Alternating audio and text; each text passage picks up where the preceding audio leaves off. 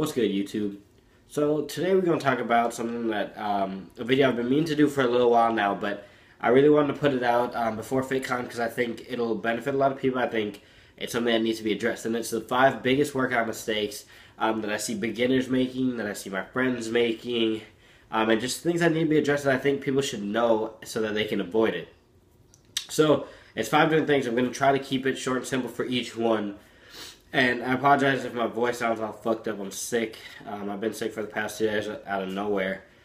So that's that. But the first mistake is using too much weight. Now that may seem like, everyone says that, blah, blah, blah. But it's actually ridiculous how many people I see. It's not just beginners. I would say I see 90% of people using too much weight when they work out. Now, I don't know. And this is kind of a video, I know I'm going to go deep into this, so I'm going to stop myself, but I don't know how, along the lines of bodybuilding, where you're trying to shape your body, you're building your body, it kind of turned into this egotistical, I guess it's human nature, where everybody wants to be the strongest, but you're not powerlifting, you're bodybuilding. So, in my eyes, yeah, you want to be strong, and you want to look good at the same time. But if you lift 15-pound dumbbells and you're making your body look better, and you lift 30-pound dumbbells and you're risking injury, you're not looking good, I mean, I don't see why the need to reach 30 so fast, because you will reach there eventually. So using too much weight, I see too many people, they just overload it, their form's messed up, their mind-muscle connection's not there, and it's just an ego thing, especially when you're lifting with friends. Your friend does something, you want to do the same weight. You're scared to put the pin down or grab lighter dumbbells or whatever. And it's just a bad habit that if you don't get injured, you're really lucky, for one. But two, I mean, it's something waiting to happen. Eventually, somewhere down the line, even if it's a small injury, you're going to get injured, and you want to avoid it at all costs. So check your ego at the door, like they always say. And you'll notice the people who are saying this are the people who have been working out, they've learned. I mean, I'm guilty of all these mistakes, actually. So I'm not perfect, but like I told you in the intro, I'm trying to give back to everyone and help you guys learn from the mistakes I've made and the mistakes I see. So that's the first one, too much weight. The second one is overtraining. Now, as you get to know me, this channel's still pretty new, you're going to know that I'm a big fan of high volume. I don't really believe in overtraining to an extent if you're an advanced lifter. And I think there's a distinction between an intermediate, like a beginner, and an advanced.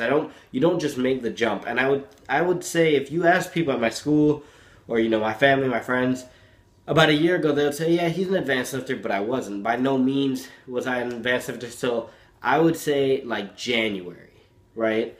And you can overtrain. You go really high volume, you're like, oh, I'm going to go play basketball, I'm going to go play sports, I go do sports. And the main issue with this is that most people, even up to when you're advanced, because I think advanced is a full, it comes full circle. Your nutrition has to be good. You can't just be an advanced lifter who's been lifting for 4 years. You could be lifting bad for 4 years. So it's not a matter of time. It's a matter of figuring things out. And a main thing to me about overtraining is not having a proper diet. So yes, I do believe in overtraining, but I think you can overtrain a lot easier if you go ahead and you work out, you go do cardio, you play sports, and you don't eat right. Because if you're not getting the right nutrition, your body's not recovering as fast. So that's number 2, is overtraining.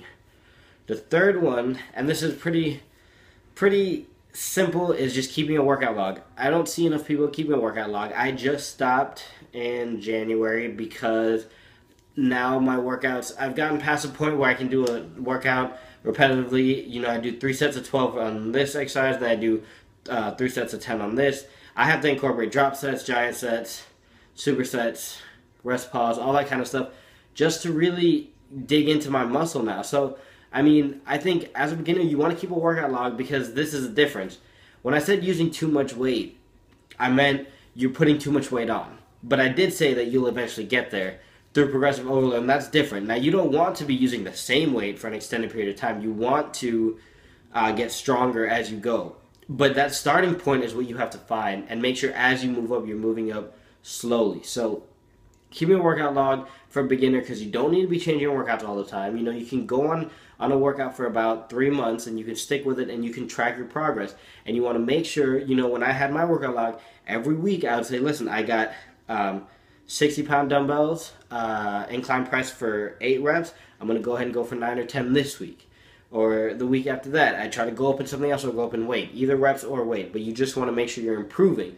You don't want to stay the same ever. Even once I switch things up, but I still kind of know in the back of my mind what weight I do and if I've gotten better at something and not. So that's the third one. Fourth one's a big one, and this is personal opinion. I know this could be kind of controversial, but I feel like a lot of beginners don't focus on compound movements enough. By compound movements, you know what I mean. I mean the bench press, bent over rows. A lot of beginners want to focus on isolation movements because and all this crap starts coming out. It defines the muscle. It gives me a pump, which a pump does not mean you're building muscle. It targets this part of the muscle. It targets that part of the muscle. A muscle grows, a muscle shrinks.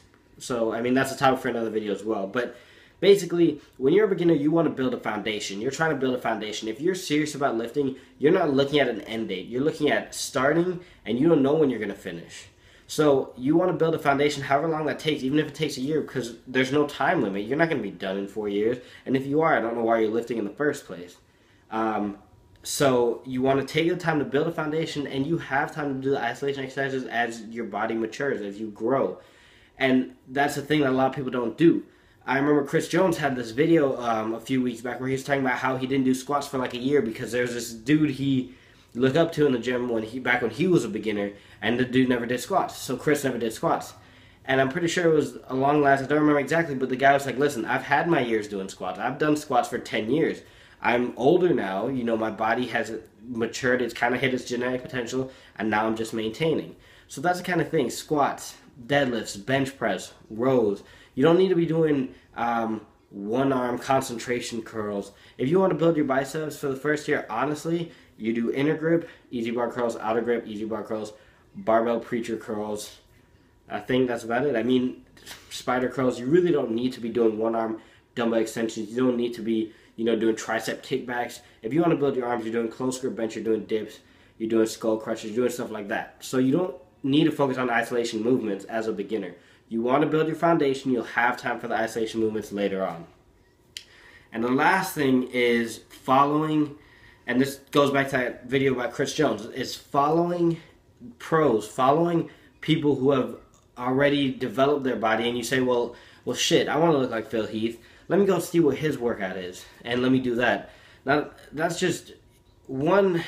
The majority of people you're looking up to, and I don't like to address this topic a lot, are on steroids. So you talk about, let me look at Phil Heath's workout. Phil Heath, his workout is going to be a lot different from yours.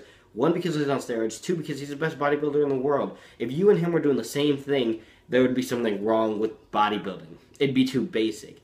I had a friend who last year, he told me, he was like, oh, I tried out John Cena's back workout today. It was crazy. I loved it, whatever. So I was like, okay, tell me about it. And he goes, oh, well, so we started with lat pull down. And right there, I was like, you started with what? But I had something to say, but I was like, all right, go ahead, finish. So we started with lat pull down, then we did some cable rows, then we did some cable pullovers, and then we did some one-arm rows, and everything was 15 to 20 reps, or 15 to 25 reps. And I was like, listen, you understand that, one, John Cena's on steroids, two, 15 to 20 reps, you're not building anything. I'm sorry. That's another mistake, is that people think a pump equals building muscle. He's like, yeah, but my back was really sore, and I was like, soreness doesn't mean you're building muscle. There's so many myths in this. I'm going to try to make so many videos about these myths, because there's so many things that, I fell for. I was like, listen, I'm going to grab this dumbbell, I'm going to do 100 curls, because my arm feels like it's about to explode then, and that's got to mean it's growing, right?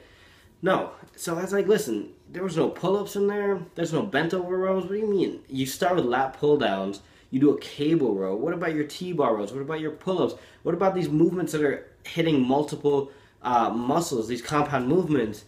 And he was like, well, shit, I didn't really think about it like that. But I was like, listen, that's why, don't take advice from pros. They're doing different things.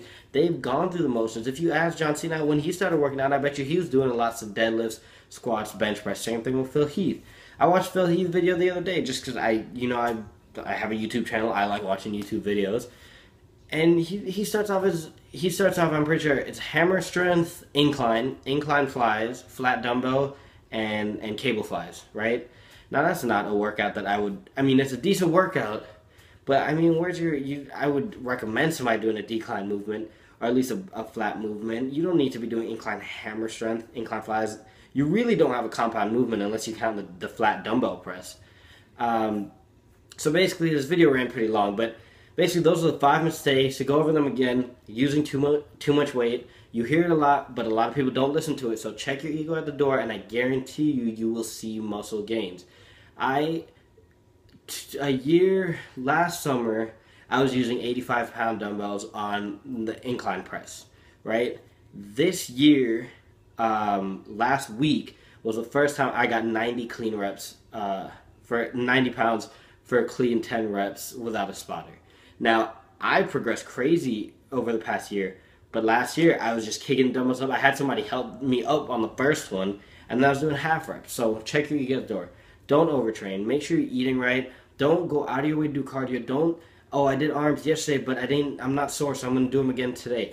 Give it time. There's no time limit. I don't see why people are so, and I mean, I'm guilty of this too. I'm like, shit, I really need to get the newest supplement on the market because I need to build muscle. And to an extent, I mean, yes, there is a time limit for you. Like me, I'm trying to get sponsors. I'm trying to get into the fitness industry, and I'm going into the real world next year, and I don't know where I'm going to be. But other than that, in terms of bodybuilding, I'm not stopping. I'm going to be lifting when I'm 40. I'm going to be lifting when I'm 50. You know, it's not going to stop until I have to stop. So that's 2. 3, keep a workout log. See what you're doing. Try to progress. You know, make sure you're trying to improve in something or the other each week.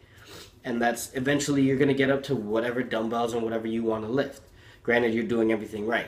4 is focus on compound movements. Build your foundation. Worry about the isolation later. The isolation doesn't build muscle the same way compound movements do. You're never going to get the same results doing cable fly as you're going to get doing bench. Or even better yet, you're never going to get the same results doing concentration curls with a dumbbell as you're going to do barbell curls or easy bar curls. So definitely stick with compound movements to build your foundation. After that, after a few years of building that, you feel like your body has matured, you can go ahead and throw in some isolation movements and never drop the compound exercises either. I always start my exercise with a compound movement unless I'm pre-exhausting. And the last one is following pros or following your idols. To an extent, yes, it's great to listen to their advice, but don't mimic their workout. You know what I mean?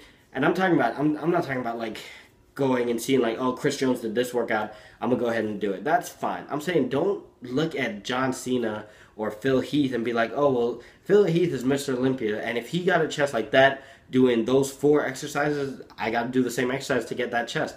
That's completely wrong for many reasons.